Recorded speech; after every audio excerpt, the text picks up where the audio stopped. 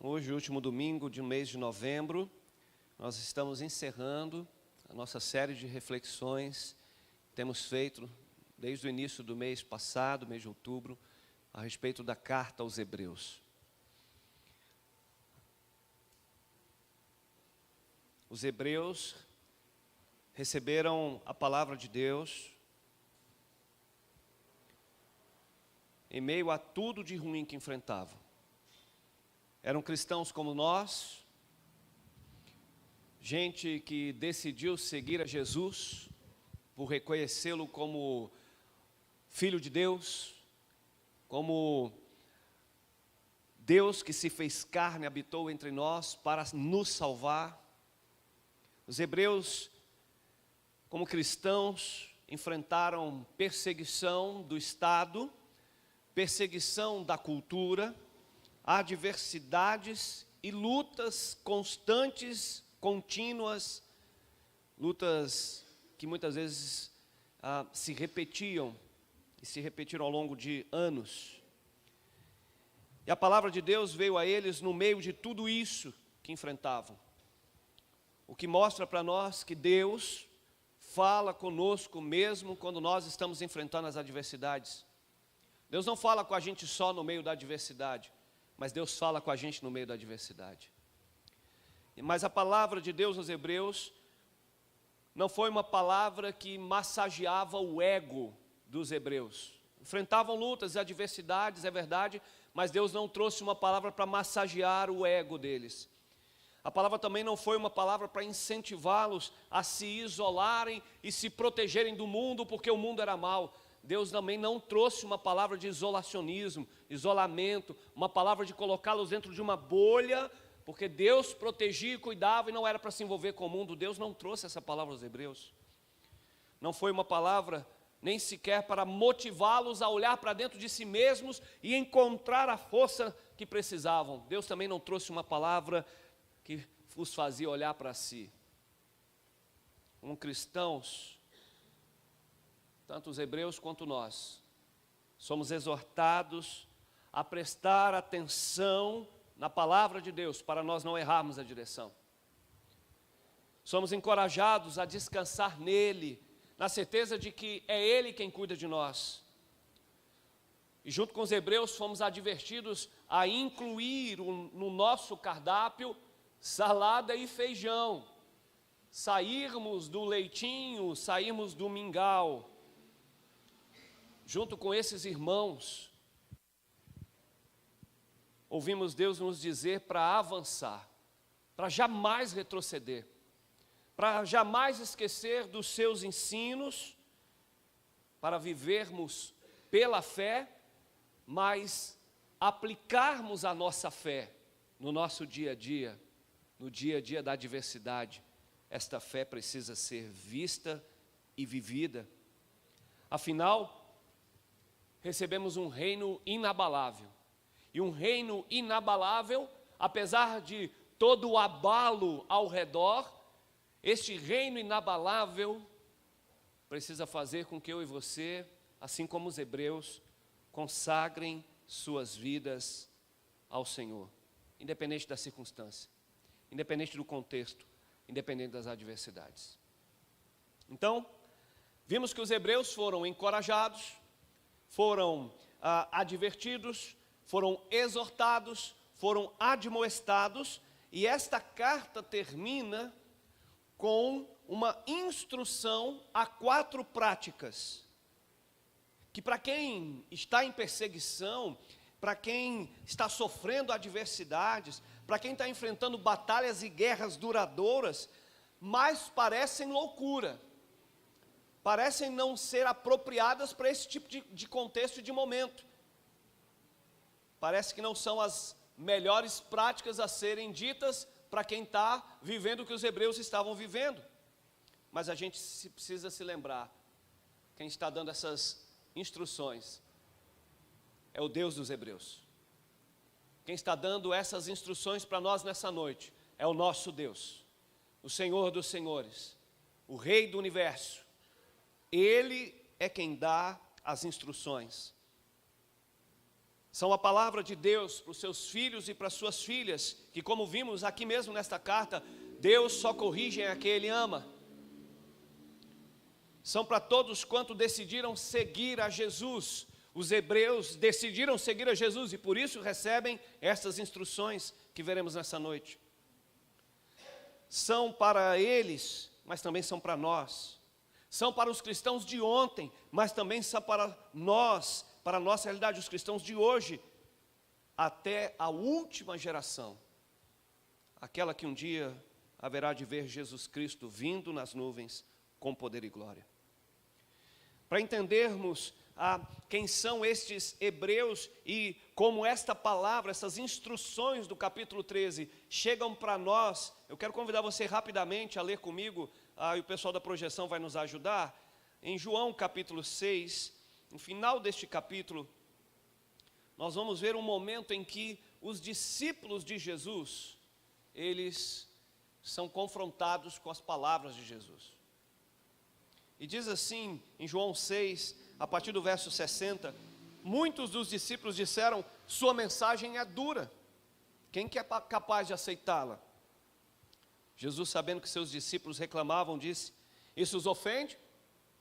Então o que pensarão se virem o Filho do Homem subir ao céu onde estava antes? Somente o Espírito da vida. A natureza humana não realiza coisa alguma. E as palavras que eu lhes disse são espírito e vida, mas alguns de vocês não creram em mim, pois Jesus sabia, desde o princípio, quem não acreditava nele e quem iria traí-lo. E acrescentou, por isso eu disse que ninguém pode vir a mim a menos que o Pai o dê a mim. Nesse momento, muitos dos seus discípulos se afastaram dele e o abandonaram. Vou repetir o verso 66. Nesse momento, muitos dos seus discípulos se afastaram dele e o abandonaram. Então, Jesus se volta para os 12 e os pergunta, vocês também vão embora? Pedro responde, Senhor, para quem iremos? O Senhor tem as palavras da vida eterna, nós cremos e sabemos que o Senhor é o Santo de Deus. Em outras palavras, é assim que a carta aos Hebreus termina. Eles estão vivendo a perseguição do império, estão vivendo a rejeição da sua cultura, estão enfrentando problemas econômicos, sociais, estão tendo que mudar de casa, mudar de cidade, estão sendo presos, estão enfrentando injustiças, estão enfrentando bullying, embora naquele tempo não se usava essa expressão, mas é uma expressão que a gente talvez entenda melhor hoje. E a palavra de Deus para os hebreus é parecida com essa de Jesus para os discípulos. E vocês também vão embora? Estão enfrentando tudo isso aí, você vai embora? Também quer virar as costas e ir? Tem uma galera indo embora. Quer ir embora? Você quer seguir eles?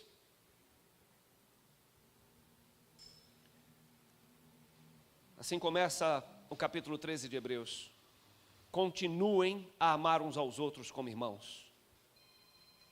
Não se esqueçam de demonstrar hospitalidade, porque alguns, sem o saber, hospedaram anjos. Lembrem-se dos que estão na prisão, como se vocês estivessem presos. Lembrem-se dos que são maltratados, como se sofressem os maus tratos em seu próprio corpo. Honrem o casamento, mantenham pura a união conjugal. Deus certamente julgará os impuros e os adúlteros. Não amem o dinheiro, estejam satisfeitos com o que têm, porque Deus disse, não o deixarei, jamais o abandonarei. Por isso podemos dizer com toda confiança, o Senhor é meu ajudador, portanto não temerei o que me podem fazer os simples mortais. Você conseguiu entender o contexto? Finalzinho de uma carta a um grupo de cristãos que está enfrentando todo tipo de adversidade, todo tipo de dificuldade. Isso já está se prolongando, vem um texto, vem uma carta que eles reconhecem como palavra de Deus para eles, e no final dessa carta vai dizendo assim, não amem o dinheiro, estejam satisfeitos com o que vocês têm. Deus disse, não o deixarei, jamais o abandonarei. Por isso podemos dizer com confiança, dizer com confiança no meio desse negócio todo? É verdade que a gente está passando tudo que a gente está passando, e a palavra que Deus tem para a gente é: digam com toda confiança, o Senhor é meu ajudador, não temerei. O que me podem fazer esses simples mortais? É verdade que foi essa palavra que Deus me disse. Ele não disse nada do tipo: tu és meu filho amado, cuidarei de ti, nada de mal te acontecerá. É verdade? Foi isso mesmo que Deus disse? Mas se você abrir a sua Bíblia e ler o verso número 6, é isso que está escrito aí. Diga com toda a confiança, o Senhor é o meu ajudador, não tema. O que pode me fazer estes simples mortais, que me perseguem, que fazem todo tipo de injustiça, que me maltratam, que parece que não sai do meu pé? O que eles podem fazer? Pois afinal, o Senhor disse: não vou deixar você, eu jamais o abandonarei. Esta é a palavra de Deus aos Hebreus. Essa foi a palavra de Jesus aos discípulos. Para onde vocês vão? Vocês querem ir com os outros? Querem abandonar também? Querem abandonar o barco? Está difícil? Está complicado? Querem seguir junto com os outros? Essas instruções são instruções para aqueles que, como Pedro, como os discípulos, dizem: para onde iremos nós, Senhor? Só tu tens as palavras da vida eterna. Essas instruções só vão fazer sentido para aqueles que de fato não estão indo atrás de um gênio da lâmpada, não estão indo atrás de alguém que pode lhe dar bênçãos, livramentos, mas alguém que é o Filho de Deus. Para onde eu posso ir se só Ele tem palavras de vida eterna? Para onde eu posso ir? Estou indo atrás de conforto, estou indo atrás de segurança, estou indo atrás de estabilidade. Então segue a multidão, queridão. Mas se você consegue ouvir Jesus dizendo que Ele não te abandonará, que Ele é que é o teu ajudador, e se você, como Pedro, pode dizer: para onde eu vou, se só Jesus tem as palavras da vida eterna, então essas instruções são para você. E a primeira instrução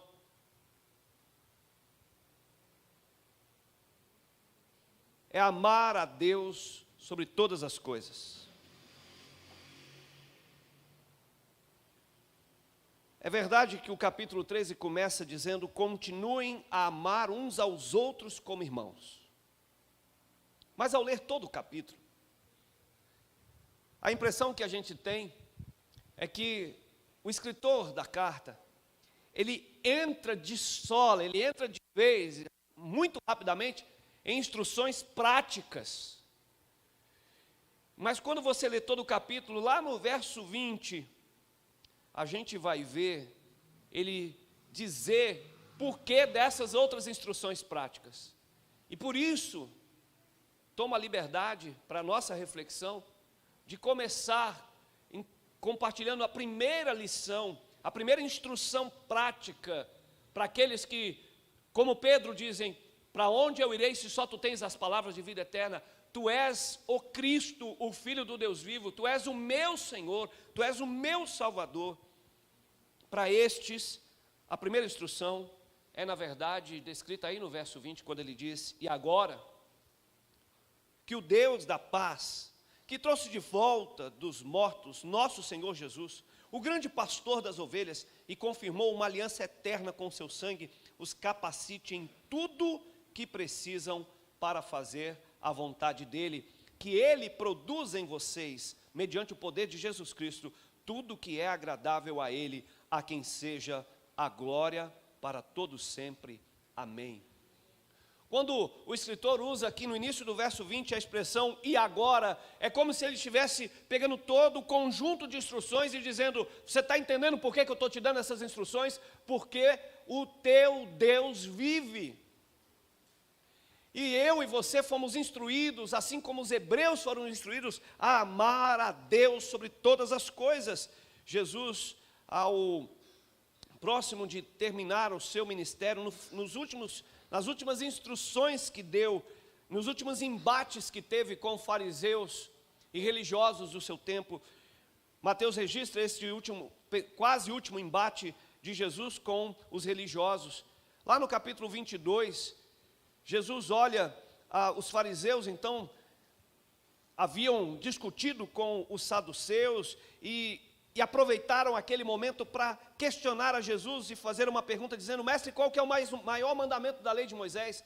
As palavras de Jesus, registradas por Mateus no capítulo 22, verso 37, são as seguintes. Jesus diz: ame o Senhor seu Deus de todo o seu coração, de toda a sua alma e de todo o sua mente. Este é o primeiro e maior mandamento. Quando o escritor de Hebreus, então, ele traz à tona de que é preciso lembrar que o Deus da paz, o Deus que trouxe de volta Jesus dentre os mortos, aquele que fez Jesus se tornar o pastor das ovelhas, aquele que confirmou uma aliança eterna com o sangue derramado por Jesus na cruz do Calvário, aquele que nos capacita em tudo o que precisamos para fazer a sua vontade, aquele que produz em nós, mediante o poder de Jesus, aquilo que agrada a Ele. Ele diz: a este seja glória para todos sempre. Amados irmãos, como cristãos, a palavra de Deus diz que independente da circunstância que você esteja vivendo, independente do contexto de onde você foi tirado, e talvez você não saiba para onde que você está indo, como peregrinos, e no caso dos hebreus isso era muito real, como nós temos os refugiados na vila Minha Pátria, gente que foi expulsa do seu país, estão numa outra pátria, não conhecem nada da nossa cultura, estão tendo que começar a vida do zero. A palavra de Deus diz: há cristãos que por vezes enfrentam situações parecidas, de adversidade, de injustiça, de maldade. A palavra de Deus diz: ame o Senhor teu Deus acima disso. Porque temos uma tendência humana de olhar para nós, de olhar para o nosso problema e achar que Ele é o maior do mundo. Eu preciso lhe lembrar nessa noite: o teu Deus é maior que o teu problema. E quando você coloca o teu problema no mesmo pé de igualdade que o teu Deus, o nome disso é idolatria, é idolatrar problema, é idolatrar as dificuldades pessoais, é idolatrar a si, como indigno do que você está passando, ao invés de lembrar que o teu Deus vive e reina. Ame o seu Deus. Está doendo, está difícil, ame a Deus acima disso. Não está entendendo nada, está tudo confuso, ame a Deus. A mente e o coração estão desalinhados, ame a Deus. Acima de todas as coisas, precisa estar o teu Deus. Deus não compartilha a sua glória, nem com o teu problema, nem com as tuas dores, nem com as tuas doenças, nem com as injustiças. O teu Deus é maior do que isso. Ame o Senhor teu Deus de todo o teu coração, de toda a tua mente, de todo o teu entendimento, de toda a tua alma. Ame o teu Deus. Ou então, segue a multidão. Segue a multidão. A palavra de Deus aos Hebreus é essa: a Ele, somente a Ele seja a glória para todo sempre. É por isso que Deus olha para os Hebreus e diz: pode bater no peito e dizer com toda confiança: o Senhor é o meu ajudador, não temerei.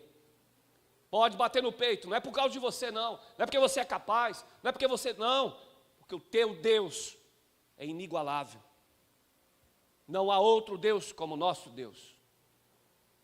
E é por isso que você pode olhar ao teu redor e dizer: o que pode me fazer essa simples situação? O que pode me fazer este simples problema?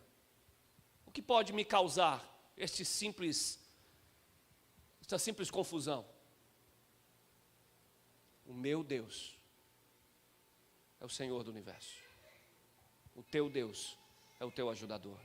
A primeira lição prática, no final do capítulo 13, no final da carta aos Hebreus,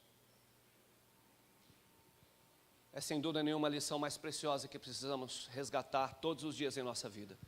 Nós existimos para amar a Deus sobre todas as coisas. A segunda lição prática. Então agora quero voltar ao início do capítulo 13. É que igualmente, Jesus vai dizer que amar a Deus sobre todas as coisas é o principal mandamento. E essa resposta é dada aos fariseus, lá no capítulo 22 de Mateus. Mas agora o escritor de Hebreus vai dizer, continue a amar uns aos outros. Agora, essa lição prática, ela mexe com o nosso ego. Mexe com a nossa natureza. Porque amar a Deus sobre todas as coisas é extremamente desafiador. É um preceito de fé. É uma decisão baseada na fé. Mas como nós já aprendemos com os hebreus, dizer que crer em Deus não faz de você alguém diferente de outros. Até porque os demônios também creem e tremem de medo. Isso não faz deles seguidor de Jesus. Não faz deles um cristão. Então, quando o escritor diz assim, continuem a amar uns aos outros como irmãos, a instrução para nós é, nós precisamos continuar amando a Deus sobre todas as coisas, mas amando os nossos irmãos na fé. Pensa agora, volta o teu olhar e o teu pensamento para os hebreus. A coisa está difícil com o Império Romano. Os caras estão nos perseguindo, aumentaram os impostos, botaram polícia, para onde eu vou o bicho pega. A coisa está difícil com a minha cultura.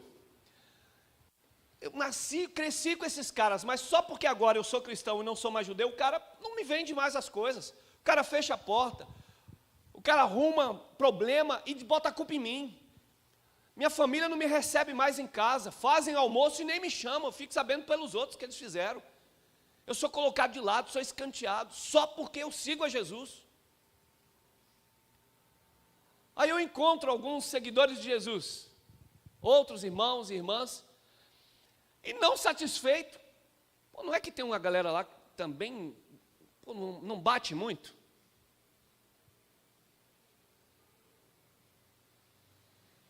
Pô, logo eles, cara, logo o pessoal da igreja.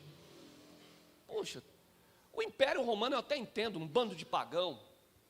O pessoal da cultura, da família, é difícil entender, pô, a gente é família, sangue, mas até entendo, os caras não são crentes. Pô, mas meus irmãos na fé, não, aí já está demais. Não dá. O cara já conhece a Jesus, o cara já sabe a palavra, o cara está na igreja há um maior tempão, mas o cara fica pegando no meu pé. Ah não, aí não dá para mim. Eu sei que isso aqui talvez seja difícil, que eu estou tentando dizer para os irmãos, porque isso não acontece aqui no nosso meio. Mas lá nos hebreus era assim, irmãos. Lá com os hebreus era complicado a igreja. Hoje em dia a gente não vive isso, mas os hebreus viviam isso.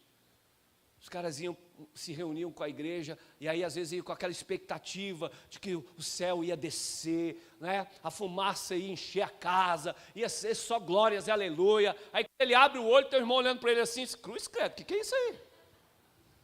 O que esse irmão tem? Aí não dá, eu fui lá para adorar, fui lá para louvar, ainda tem que ficar, não dá para mim. Lembra as palavras de Jesus? E vocês? Vocês também vão? Querem seguir eles?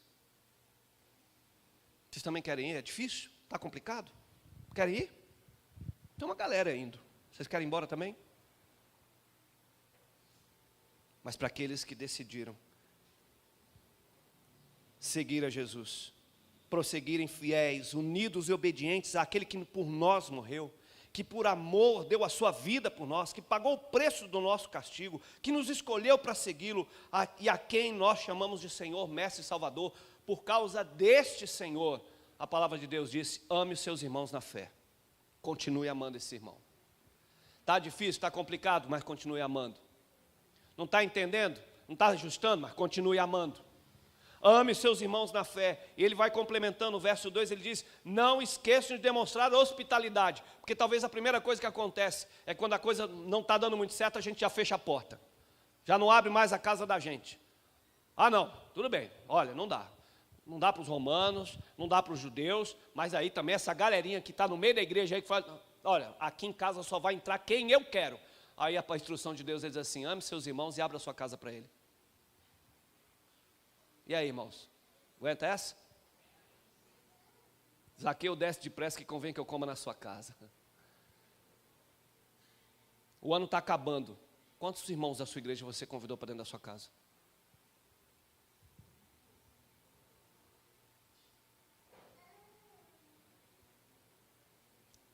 Estamos sendo desafiados nessa noite a continuar amando. A palavra de Deus não é está difícil, está complicado, o ano foi difícil, a luta está sendo grande. Tudo bem, Deus vai entender por que você está se isolando, por que você está no seu cantinho. Deus vai entender, a palavra de Deus não é essa não. A palavra de Deus não é para massagear o seu ego e fazer um cafunézinho em você dizer assim, tá bom meu filho, eu entendo, tá difícil, né? O bicho está pegando, tá bom, papai aqui está entendendo, fica tranquilo, continua aí desse jeito que está tudo bem. A palavra de Deus não vem para isso não, a palavra de Deus vem para dizer assim, continue amando o seu irmão na fé e faça isso com atos e não com palavras. Abra sua casa, pratique a hospitalidade, porque alguns sem saber hospedaram anjos. Lembre-se dos que estão na prisão, como se você mesmo estivesse preso. Agora é hora de você fazer parte da capelania prisional. Ó. Pô, mas está difícil. Cara, pensa nos hebreus. Resgata a ideia, o contexto dos hebreus. Os caras estão sendo perseguidos, os caras estão cheios de problema, e Deus ainda fala para ele, vai lá na prisão, vai lá na delegacia visitar os irmãos que foram presos. Como assim, Jesus? Está pegando para mim, o Senhor está dizendo para eu ir lá na prisão? Não dá para mim. A palavra de Deus não vem para massagear o ego da gente não, irmãos. A palavra de Deus não vem para fazer um cafunézinho e dizer para você, tá bom meu filho, aguenta aí que eu estou voltando para te buscar, pode continuar cantando Maranata, vem Jesus. A palavra de Deus vem dizer assim, levanta, você não é dos que retrocedem, avança, está difícil, mas vai visitar quem está enfrentando a situação pior. Esse ano, quantas vezes você foi visitar alguém numa situação pior que a sua? Estamos aí com a capelania hospitalar. Eu sei que tem vários irmãos aqui que enfrentam problemas de saúde. Quantas vezes, mesmo com o seu problema de saúde, você foi visitar um outro que está com um problema maior que o seu? Está cheio de gente aqui da nossa igreja com problema financeiro, beleza, mas quantas vezes esse ano você foi visitar alguém com problema financeiro maior do que o seu? Está conseguindo entender a palavra de Deus? A instrução de Deus é uma instrução prática. Amar a Deus sobre todas as coisas. Amar os seus irmãos na fé. João registra as palavras de Jesus no capítulo 13, verso 34 do seu evangelho, dizendo o seguinte: agora eu lhes dou um novo mandamento. Amem uns aos outros, assim como eu os amei, vocês devem amar uns aos outros. O seu amor uns pelos outros provará ao mundo que vocês são meus discípulos. Então, uma segunda instrução prática para nós cristãos de hoje, como foi para os cristãos de ontem, lá no primeiro século, a instrução continua sendo a mesma, a palavra de Deus continua sendo a mesma para aqueles que dizem, só o Senhor tem as palavras de vida eterna. Sim, Jesus, Tu és o meu Senhor, Tu és o meu Salvador. Disse isso para Jesus? Então agora ame os seus irmãos na fé. Abra sua casa para os seus irmãos na fé. Vá visitar os que estão em situações mais complicadas, mesmo que você esteja enfrentando dificuldades. Porque isso faz com que você não caia na tentação de achar que o problema é maior. Não cai na tentação de achar e se deixar levar pela autopiedade. Está ruim para você? Vai visitar outro. Abra a sua casa, traga as pessoas para dentro. E você vai perceber que vale a pena continuar amando. A terceira lição prática. No final da carta aos Hebreus. Gente como a gente, enfrentando lutas diárias, enfrentando batalhas que parece que não tem fim. A terceira lição prática é amar ao próximo como a si mesmo. E é interessante porque na carta aos Hebreus, aqui neste capítulo, o amor ao próximo, o segundo grande mandamento, ele é como que colocado em dois níveis. O primeiro deles é o amar os irmãos na fé, que já não é muito fácil. Porque Que às vezes a gente faz da igreja o pedacinho do céu, e a gente chega aqui e encontra o pedacinho do inferno, aí a coisa fica complicada. Aí a palavra diz assim, mas continue amando. Continue amando. E faça isso de maneira real. Abra a sua casa e visite pessoas. Mas ele vai lembrar que o segundo grande mandamento, as palavras de Jesus, lá em Mateus, lembra que a gente leu? O verso 37, 38, quando Jesus fala qual é o primeiro grande mandamento. Mas no verso 38 ali de Mateus 22, Jesus também vai dizer como resposta aos religiosos que não estavam procurando aquela resposta. Lembra que a pergunta dos religiosos era, qual que é o principal mandamento da lei de Moisés? Aí Jesus dá a resposta clássica, que já fecha a boca do leão. Ame o Senhor teu Deus de todo o teu coração, de toda a tua mente, de todo o teu entendimento. Este é o primeiro e principal dos mandamentos.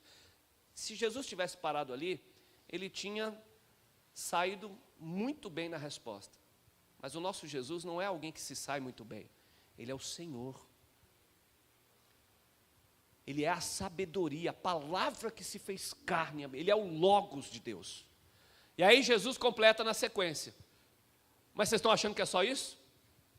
Ame o seu próximo como você mesmo. E isso os caras não estavam esperando. Amar o próximo, quem eu não conheço. Amar o outro. Peraí, você está dizendo que se um soldado romano vier aqui e jogar minhas coisas tudo no chão, é para eu fazer o quê? É para você amá-lo. E se ele quiser que você caminhe 1 quilômetro com ele, aí você diz para ele, beleza, vamos caminhar 2? Você está dizendo para mim que se a minha família fechar as portas e me rejeitar, o senhor está dizendo para mim que é para eu amá-los? E se ele aparecer aqui na minha porta com a cara mais lavada do mundo pedindo uma xícara de arroz, é para eu fazer uma mesa e dizer para ele, você vai almoçar comigo? Espera aí, é isso mesmo que o senhor está dizendo para mim? A palavra de Deus está dizendo para os hebreus, no meio de todas aquelas lutas e perseguições, dizendo, é isso que significa seguir a Jesus. É isso que quer dizer ser cristão. Amar ao teu Deus sobre todas as coisas, amar os seus irmãos na fé e amar ao próximo. Como eu ensinei você a amar. Amar ao próximo. É a terceira lição prática para os cristãos que estão enfrentando lutas diárias. É uma terceira lição prática para aqueles que estão sendo tentados a abandonar a Jesus por causa das dificuldades. A palavra de Deus para cristãos que decidiram dizer para Jesus, tu és o Cristo, o Filho do Deus vivo, tu és o meu Senhor e o meu Salvador. A palavra de Deus para estes homens e essas mulheres é, ame o próximo como a si mesmo. Ele continua no verso 3 ao verso 5 do capítulo 13. Lembre-se dos que estão na prisão, honre o casamento, não ame o dinheiro. Em outras palavras, ele está dizendo, você tem enfrentado lutas, eu quero que você lembre que tem outras pessoas enfrentando lutas, só que você enfrenta as lutas comigo. E tem gente enfrentando as lutas, mas não sabe que eu estou com eles. Eu recomendo a leitura de um livro aos irmãos. O livro se chama Caris, com K. O pessoal da mídia foi bem rápido.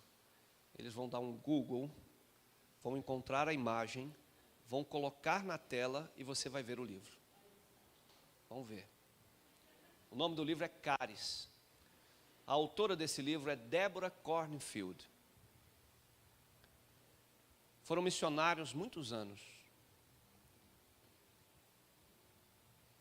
E esse casal, não, meu filho, não é para você colocar na tela agora, cara. Não. Vai, volta, isso, estende. Você faz o serviço direitinho, depois você compartilha. Me ajuda aí. E só para dar um pequeno spoiler do livro, que eu espero que você adquira o livro e leia. O livro Caris é o nome da sua filha. Caris nasceu com um problema genético, que os médicos deram a ela, ao bebê, alguns poucos dias de vida. Quando Débora escreve o livro, Caris está se formando na universidade. Mas se você acha que essa é uma história de um milagre, do tipo, Deus curou a bebê e ela se formou, não é. Mas para isso você vai ler o livro. Essa família enfrentou todos os tipos de adversidade, mas eles entenderam uma verdade. A verdade dessa lição prática. Quando Deus quer alcançar pessoas, Deus usa os seus para alcançar as pessoas. Deus não manda anjos. Deus manda você. Então já deu para perceber que quando Deus quer alcançar algumas pessoas na prisão, a gente tem duas maneiras de ir para lá. Ou participa da capelania prisional, ou a gente vai ser preso e vai ser enviado, ainda que essa prisão seja injusta. Quando Deus quer alcançar alguém na saúde, médicos, enfermeiros, você tem duas formas de fazer. Você vai para a capelania hospitalar, está entendendo a dica, né? O famoso ou vai pelo amor ou vai pela dor, né? Então a capelania hospitalar é uma ação de amor, não é? Vai na capelania hospitalar que é mais fácil. Você vai falar com os médicos, com os enfermeiros. Ou você vai pela capelania hospitalar, ou você vai como paciente. Deu para entender? A igreja sempre cresceu quando ela foi perseguida. E existem uns pensamentos escritos, eu não vou dizer que são estudos, porque eu ainda não li nenhum estudo específico dessa forma, mas alguns pensamentos escritos. E eu confesso aos irmãos que eu corroboro com esses pensamentos. Quando eu olho para a história bíblica do Antigo Testamento, quando eu olho para a história da igreja depois do Novo Testamento, quando a gente lê a patrística, a história da igreja, os momentos de grande perseguição da igreja, a impressão que fica é semelhante à de Israel. Deus chamou, Deus deu uma tarefa, Deus capacitou, e o povo, ao invés de cumprir a missão, o povo guardou para si. O povo se vangloriou, o povo disse: é o meu Deus, nós somos abençoados. E esqueceu que Deus não fez nada disso para vocês, Ele fez para a glória dEle, para que todas as nações o adorem. E todas as vezes que o povo de Deus fez isso, Deus fez uma coisa. Ele foi lá e botou o dedo dele assim, ó, tuf, e esparramou, igual a Torre de Babel. Esse é o livro? Faltou só uma coisa aí. Vocês ampliarem a imagem, né, queridão? Dá um F11, amplia a imagem, que não aparece nada disso aí. Olha aí, viu, o pastor dando dica ao vivo? Olha aí, viu? Tá a dica aí, depois a gente vai botar no grupo. Tá bom? É uma nova capa, o meu é mais antigo. Obrigado, pessoal. Quem sabe faz ao vivo. A perseguição da igreja sempre proporcionou crescimento, expansão do evangelho. Sempre, isso é fato. Tanto é fato que muita gente questiona a institucionalização da igreja pelo Império Romano, lá no século IV, com o imperador Constantino, exatamente porque entendem que Teodósio, que vem antes, e Constantino, que homologa todo esse processo, na verdade foi uma grande estratégia política, porque eles perceberam que nos últimos 3, 4 séculos, quanto mais eles perseguiam os cristãos, mais os caras cresciam. Persegue, mata, mais aumenta. Chegou uma hora que eles falaram assim: peraí, vamos fazer o seguinte, traz para dentro, aglutina. Foi aí que começou a Era das Trevas, mas essa é uma outra história. Mas a igreja, sempre que foi perseguida, ela cresceu. Mas eu percebo, meus irmãos, e eu quero trazer essa reflexão aqui para esse nosso momento, que quando a gente entende a lição e vive e obedece, a igreja também cresce. A igreja também cumpre o seu propósito. Então, de verdade, nós estamos sendo instruídos aqui, junto com os hebreus, a olhar para eles e dizer assim: Deus nos manda amar ao próximo como a nós mesmos. Deus nos manda amá-los. De maneira que se a gente não fizer isso, Deus vai fazer um jeito para a gente fazer esse negócio. Porque é a Ele, e é por Ele. Ele é o Senhor da igreja. Então a terceira lição, amar ao próximo como a nós mesmos, é sem dúvida nenhuma também um grande desafio, mas uma grande oportunidade de nós não olharmos para nós mesmos, nós não ficarmos cheios de nós mesmos, nós não existimos para nós mesmos, a igreja não existe para si, a igreja existe para a glória de Deus. E Jesus vai dizer aos seus discípulos e a nós nessa noite, ele disse, lembre, quando vocês amam uns aos outros, o mundo vai saber que vocês são meus discípulos. Em João 17, na sua oração, Jesus vai dizer isso, Pai, que eles sejam um, assim como eu e tu, nós somos um, que eles também sejam um, porque quando eles são um, o mundo sabe que o Senhor me enviou. Então, quando nós deixamos de amar os irmãos na fé, e nós nos concentramos em nós, nos fechamos na bolha, e não amamos o mundo, nós incorremos um sério risco de vivermos a perseguição, de vivermos a dor, para que através da dor, a gente possa cumprir o nosso papel. Então, meus queridos, a terceira lição para os hebreus é a seguinte, queridos hebreus, está difícil? Está perseguindo? Está complicado? Ame, continua amando o próximo, porque se vocês amarem ao próximo, o mundo vai saber que eu sou o Senhor do universo. Uma última lição de amor, e essa é muito interessante. Eu confesso aos irmãos que eu fiquei um tempo me perguntando por que esse negócio está aqui no capítulo 13. E aliás, está em 2 momentos do capítulo 13. Diz assim o verso 7. Lembre-se dos seus líderes, quando lhes ensinaram a palavra de Deus. Seus líderes que lhes ensinaram a palavra de Deus. Pensem em todo o bem que resultou da vida deles, sigam seu exemplo de fé. E lá no 17 ele completa, obedeçam a seus líderes e façam o que disserem. O trabalho deles é cuidar de sua alma, e disso prestarão contas. Deem-lhes motivo para trabalhar com alegria e não com tristeza, pois isso certamente não beneficiaria vocês. Intrigante. Porque uma lição prática aos hebreus é, ame ao Senhor, seu Deus, de todo o teu coração, de toda a tua mente, de todo o teu entendimento, ame a Deus. Ame seus irmãos na fé, continue amando os seus irmãos, ame o mundo, ame o próximo, ame as pessoas, mesmo que você não as conheça, faça o bem independente a quem. Mas ele completa a lição dizendo, ame seus líderes. Ame os seus líderes. E aí, meus queridos, isso me remete primeiro a uma lembrança e uma volta às palavras de Jesus sobre quem são os líderes. Liderança para Jesus não são aqueles que estão numa função de superioridade hierárquica. Liderança para Jesus e no reino de Jesus são aqueles que servem os seus irmãos. Então, quando a palavra aos hebreus, a lição prática aos hebreus sobre lembrem-se dos seus líderes, obedeçam os seus líderes, amem os seus líderes, ao mesmo tempo, e talvez até antes mesmo de falar aos hebreus, de certa forma, ele está lembrando os líderes dos hebreus.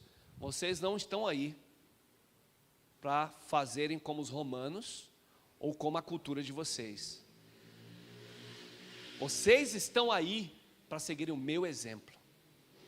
Liderar o povo que não é de vocês. Apacentar as ovelhas que não são de vocês. Então, uma primeira consequência dessa lição prática é nós que somos líderes, nos lembrarmos que o exercício da liderança na igreja, ele não é um exercício de função verticalizada, mas horizontalizada.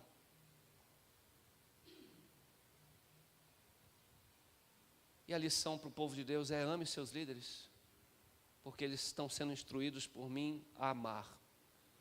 O exemplo que temos de liderança é Jesus. E como Jesus, ele dá a vida pela sua igreja. Líderes que não dão a vida pela igreja não devem ser reconhecidos líderes.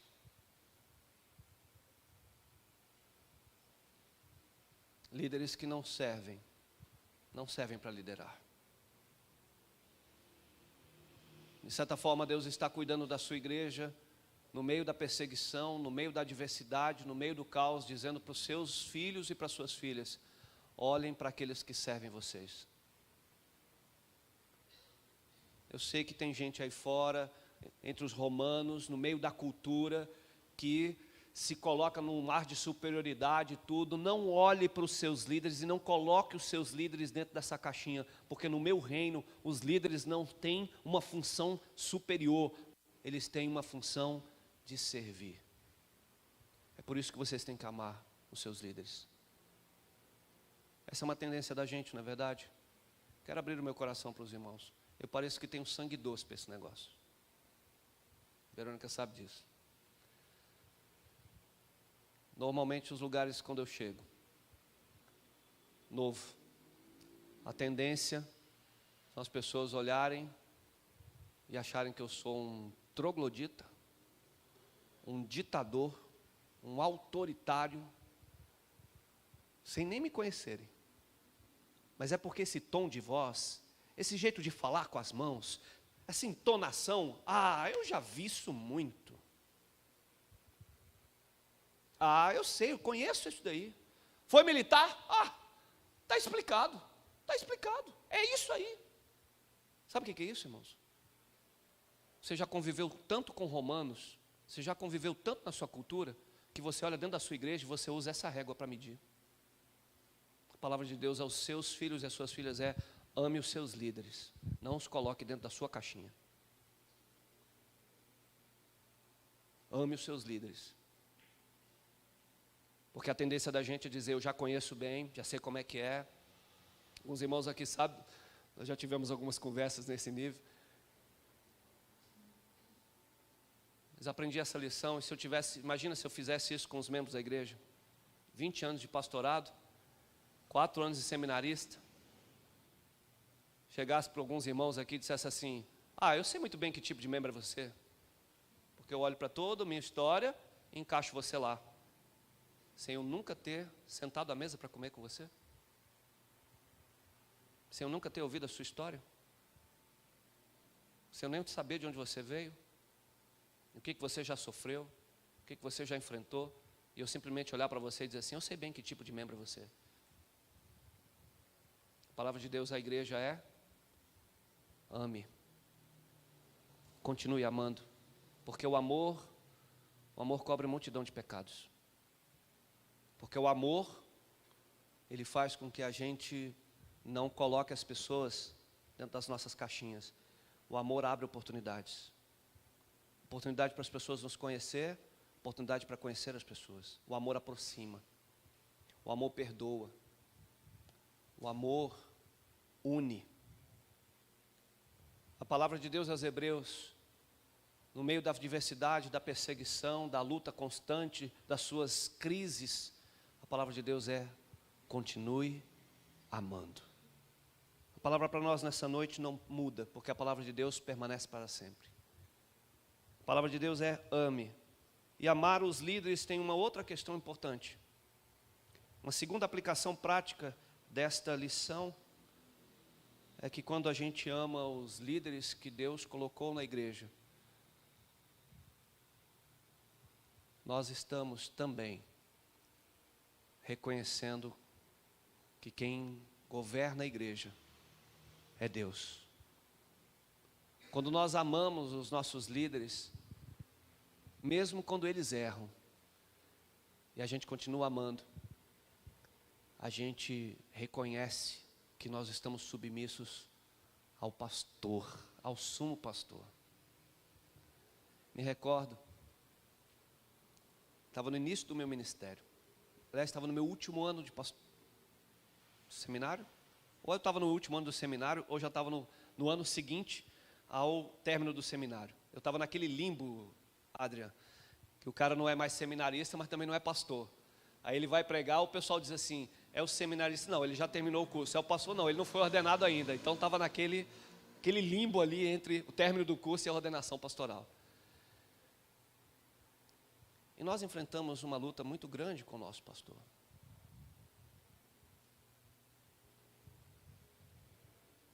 não foi um cara muito presente no meu seminário.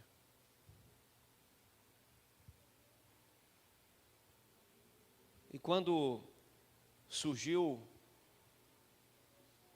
uma situação no meio da igreja, no meio da liderança da igreja, uma situação difícil com o nosso pastor, rapidamente alguns me procuraram, disseram: você vai ficar do nosso lado? Porque a gente sabe como que ele foi com você. E a gente podia aproveitar e já ordena você já podia. E a primeira coisa que eu me lembro de ter dito, falei: não, ele é o meu pastor. Lembrei de Davi. Davi já tinha sido ungido, escolhido rei de Israel. Davi sabia que seria o rei de Israel. E Davi estava sendo perseguido por Saul. Davi teve a oportunidade dentro da caverna, escondido de Saul. Saul inventa de fazer serviço sujo na caverna onde Davi estava. Ele tem a oportunidade de tirar um pedacinho do manto do rei. Saul sai da caverna, não vê Davi. Quando ele está lá embaixo, Davi sai da caverna com um pedacinho do manto do rei e diz: meu pai, olha aqui. Saul olha para Davi, vê o manto e diz: esse cara podia ter me matado. Eu estou com um exército aqui para matá-lo. Ele teve a chance de me matar, ele não matou. Os amigos de Davi, que estavam com ele na caverna, disseram: é a tua chance, cara, vai lá. Davi olha para eles e diz: eu não vou levantar a mão contra o ungido do Senhor. Foi Deus quem colocou lá, é Deus quem vai tirar. Não serei eu a fazer isso. Ele enfrentou os colegas, mas para mim mais impressionante disso tudo foi que depois Davi pede perdão a Saul e pede perdão a Deus, porque ele cortou a capa do rei. Falou: meu Deus do céu, que loucura que eu fiz. Cara, eu tirei um pedaço do manto do rei. Fala a verdade, dá raiva, não dá não? Ô parceiro, você está sendo perseguido injustamente. O cara está doido. Você já foi ungido rei. Acaba logo com isso. E Davi, não só satisfeito em não ter resolvido o problema com as suas mãos, ele ainda se culpa de ter tirado um pedacinho do manto do rei. Ah, está de brincadeira, Davi. Não, Davi não está de brincadeira. Davi aprendeu uma lição fundamental, que é esta que o autor de Hebreus está ensinando aos nossos irmãos que estavam lá no meio daquela perseguição e que chega para a gente hoje como palavra de Deus para nós. Davi aprendeu o temor do Senhor. O temor do Senhor é o princípio da sabedoria. Por isso, amar os líderes não significa necessariamente se submeter a uma pessoa, mas reconhecer que esta igreja e a igreja tem um Deus, um único Deus. E aí, voltamos ao verso número 6. O Senhor é o nosso ajudador, portanto não temeremos. O que pode me fazer este simples mortal? O que pode fazer um simples líder que perde a cabeça e se desvaneia? O que pode fazer um pastor sem juízo? Mas quando amamos os nossos líderes, ainda quando eles são meio sem juízo assim, tipo o pastor de vocês,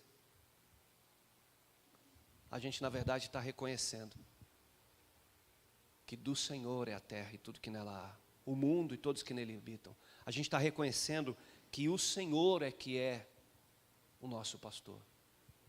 E aí voltamos ao início dessa lição. Amar aos nossos irmãos na fé, amar aos nosso próximo como a nós mesmos, amar os nossos líderes. São as ações práticas daqueles que dizem que amam a Deus sobre todas as coisas. Você ama a Deus sobre todas as coisas? Você bate no peito como Pedro para dizer: para onde irei, Senhor? Só Tu tens as palavras de vida eterna, essa é a Tua decisão, é essa a convicção que você tem, e eu espero que seja. Se não for, essa pode ser uma excelente noite para você dizer: eu não irei te abandonar, eu irei te seguir. Só o Senhor tem as palavras de vida eterna, Tu és o meu Deus, Tu és o meu Senhor, essa é a Tua decisão. Pois bem, ame seus irmãos na fé. Ame o próximo. Lá na rua, quando você estiver lá no teu trabalho, ame essa pessoa. Ame os seus líderes. E de fato, o teu amor a Deus sobre todas as coisas será evidenciado. Porque dizer, como disse o evangelista João na sua epístola, dizer que ama a Deus a quem não vê, mas odiar o seu irmão a quem você vê, isso não é o amor de Deus. Isso não é amor. Por isso, quero pedir a você que revise todas as reflexões que fizemos até aqui sobre a carta aos Hebreus. Mas se de todas elas, uma puder ficar fixa na sua memória, que seja a mensagem dessa noite dizendo para você: continue amando. Ame. Continue amando o teu Deus, vale a pena. Não abandona o teu Deus. Não abandona o Evangelho por causa das perseguições, das lutas, das dificuldades. Não abandona, eles não são maiores do que o teu Deus. Mas ame o seu Deus. Mas faça isso amando os seus irmãos na fé. Tem muita gente abandonando as igrejas, dizendo que continuam amando a Deus. Eu e Deus estamos bem, mas eu não quero mais saber desse negócio de igreja. A palavra aos Hebreus e a nossa geração, as nossas gerações não há amor a Deus se não houver amor aos irmãos. Não há. Quer dizer que ama a Deus? Você e Deus estão assim? Então esteja assim com seu irmão também, com a sua irmã. Se envolva nos ministérios. Abra sua casa. Visite os irmãos. Receba a visita. Diga para os Zaqueus: desce depressa, convém que eu coma na sua casa. Ame as pessoas, independente se você as conhece ou não. Ame as pessoas que Deus as ama e pelas quais Jesus morreu.